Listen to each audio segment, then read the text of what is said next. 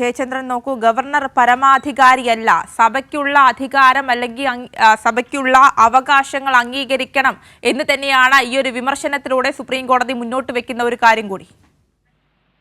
അതെ അതെ, നിശ്ചയമായും. അതായത് ഈ കേസിന്റെ ഇത്തരമൊരു വിധിയിലൂടെ വന്നത് വളരെ വലിയ അവകാശ പ്രഖ്യാപനം കൂടെയാണ് സംസ്ഥാനങ്ങളെ സംബന്ധിച്ചും സംസ്ഥാന നിയമസഭകളെ സംബന്ധിച്ചും. അവരുടെ ആത്മാഭിമാനത്തെ ചോദ്യം ചെയ്യുന്ന തരത്തിലായിരുന്നു ഗവർണർമാർ, പ്രത്യേകിച്ചും നമ്മുടെ മുൻ ഗവർണർ ആരിഫ് മുഹമ്മദ് ഖാൻ, തമിഴ്നാട്ടിലെ governor R.N. Ravi, Bengal governor Ananda Bose, അങ്ങനെ തുടങ്ങി നിരവധി ഗവർണർമാർ അത്തരത്തിൽ തങ്ങൾക്ക് ബാധ്യത കേന്ദ്ര സർക്കാരിനോടാണെന്നും രാഷ്ട്രപതിയോട് പോലുമല്ല കേന്ദ്ര സർക്കാരിനോടാണ് എന്നുള്ള നിലയിൽ പരസ്യമായ അഭിപ്രായ പ്രകടനം നടത്തുകയും ഈ ബില്ലുകളുടെ മുകളിൽ അടയിരിക്കുകയും ചെയ്തു. അതിനെയാണ് വ്യക്തമായി വ്യാഖ്യാനിച്ചുകൊണ്ട് ഇനി ഒരിക്കലും ഇവർക്ക് ഇത്തരം ഗവർണർമാർക്ക് ഒരു കാരണവശാലും സാധ്യമല്ലാത്ത വിധം വ്യക്തമായ വിധി സുപ്രീം കോടതി പുറപ്പെടുവിച്ചിരിക്കുന്നത്.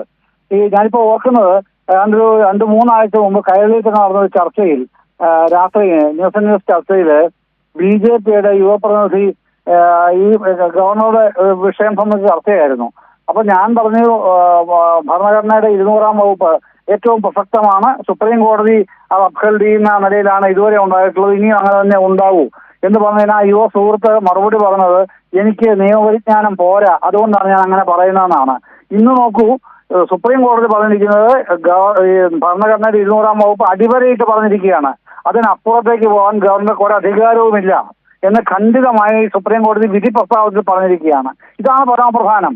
സംസ്ഥാന നിയമസഭയുടെ അവകാശം, സംസ്ഥാന ജനങ്ങളുടെ ആത്മാഭിമാനം, ഇത് മുഴുവൻ ഉയർത്തിപ്പിടിക്കുന്ന വിധിയാണിത്.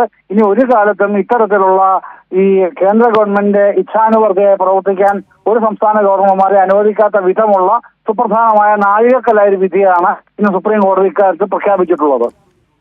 ശരി, നന്ദി ശ്രീ M. ജയചന്ദ്രൻ പ്രതികരിച്ചതിന്.